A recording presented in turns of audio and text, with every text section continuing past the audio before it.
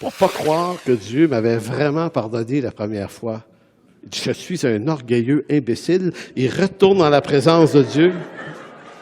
Il dit, Seigneur, je te demande pardon d'être revenu te demander pardon pour ne pas avoir cru que tu me pardonnais la première fois.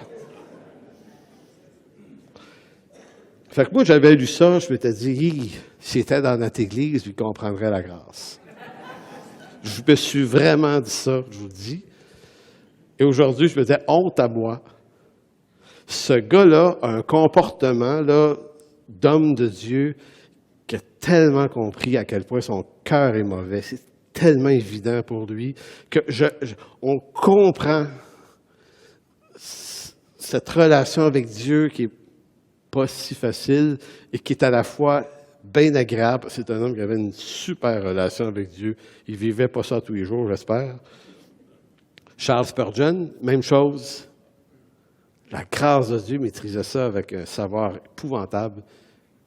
Et pourtant, ce même homme-là souffrait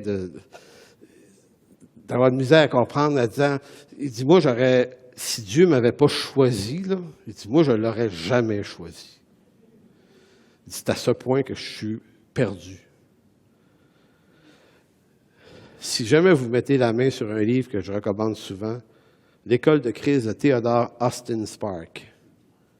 Theodore Austin Spark, L'école de Christ, gratuit sur Internet en format PDF. C'est un autre bonhomme, ça, qui a vécu dans les années 1850-1860. C'était le maître à penser, le maître à penser de Watchman Nee, lui-ci. Et on pourrait nommer plein d'autres. Comment expliquer que les hommes de Dieu qui ont compris le plus la grâce et vraiment sont ceux qui vivaient une certaine torture dans la présence de Dieu? Ça veut dire que plus on connaît vraiment la bonté et la grâce de Dieu, plus en même temps, ça nourrit la crainte de l'Éternel et il y a comme une attirance vers la sainteté. Donc, ce que ça veut dire, c'est que je peux encore mentir, même si je suis chrétien. Je peux encore mentir si je suis chrétien, mais c'est une torture de le faire. Je peux encore frauder ou voler si je suis chrétien, sauf que c'est une torture quand je le fais. Je peux encore être rebelle, méprisant, hautain quand je suis chrétien, mais c'est une torture de me voir ainsi. Et si ce n'est pas une torture, ces choses-là dans ma vie, eh bien, ce n'est pas la grâce de Dieu qui nourrit ma vie. C'est autre chose.